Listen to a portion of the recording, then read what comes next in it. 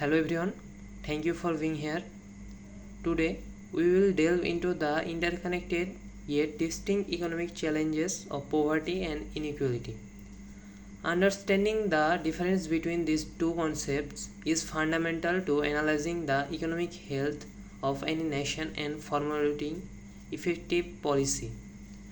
Our discussion will journey from clear definitions to the sophisticated tools economists use to measure this phenomena.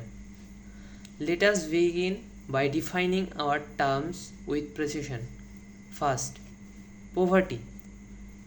In its essence, poverty is a state of deprivation, a condition where individuals or households lack the fundamental resources required to meet basic human needs, such as food, safe shelter, clothing, and access to healthcare and education.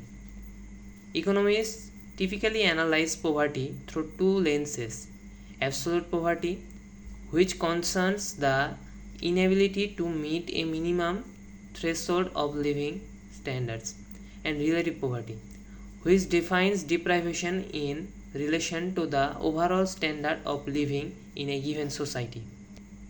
So now we have inequality. While poverty focuses on absolute levels of living, inequality is concerned with the relative distribution of economic resources across a population. It's not about whether people have enough to survive, but about the disparities in what they have. We measure this disparity primarily in two dimensions: income inequality, which looks at the uneven distribution of earnings from wages, investments, and other sources over a period like a year, and wealth inequality, which examines the unequal distribution of accumulated assets, what people own, like real estate and stocks, minus their debts. Now, wealth versus income inequality. A crucial insight, and one that is often overlooked, is that wealth inequality is almost always far more extreme than income inequality. The notes provide a powerful explanation for this. Wealth is inherently self reinforcing. Think of wealth not as a static pile of money, but as a dynamic engine. It generates its own income through returns on investment. It benefits exponentially from the power of compounding, and it appreciates over time. Crucially, it can be shielded and transferred across generations. Income, by contrast, is the fuel for this engine. It is a flow for those living paycheck to paycheck. Income is largely consumed by immediate necessities, leaving little surplus to convert into wealth building assets. This creates a vicious cycle. Without initial wealth, it is exceedingly difficult to accumulate more, leading to a profound and persistent chasm between the asset rich and the asset poor. This is why addressing inequality requires looking beyond annual earnings to the deeper, more entrenched problem of wealth distribution. So now our topic is measuring inequality. To manage these disparities, we must first be able to measure them accurately. Inequality is measured in mainly two ways. The first one is Lorentz curve, which is a visual indicator, and the second one is Gini coefficient, and it's a mathematical indicator. Lorentz curve is one of the most intuitive tools for measuring inequality, which is developed by Max Lorentz in 1905. This is a graphical representation that allows us to visualize distribution at a glance. The graph's horizontal axis represents the cumulative percentage of population ranked from the poorest to the richest individual or household.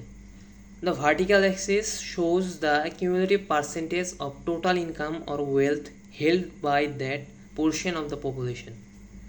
the line of perfect equality is a straight 45-degree diagonal.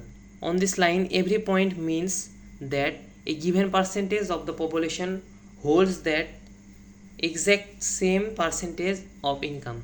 So the bottom 20% have 20% of the income, and the bottom 60% have 60%, and so on.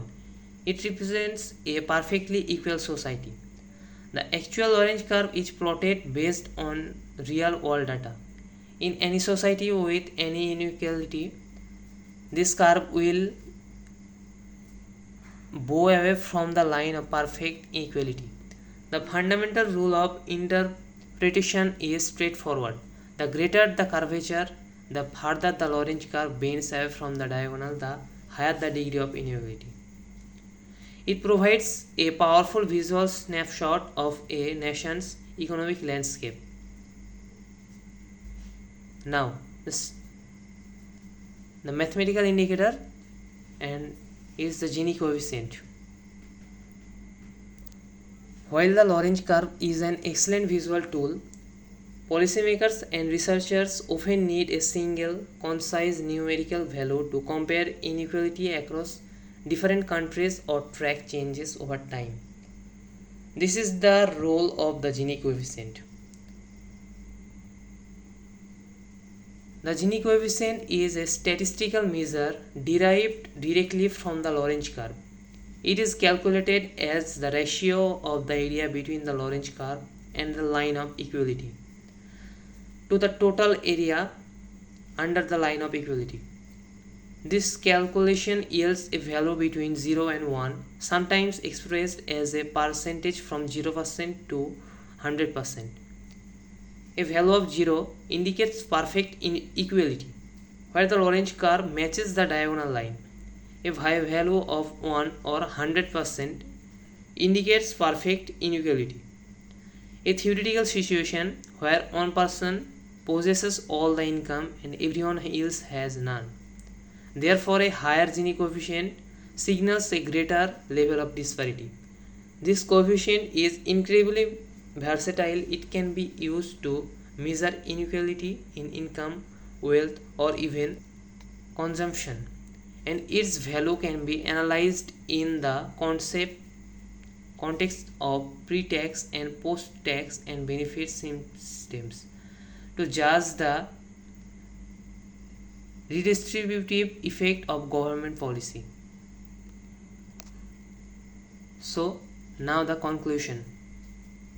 In conclusion, our exploration today has highlighted several key takeaways. First one, poverty and inequality are separate issues. One addressing absolute deprivation, the other addressing relative distribution.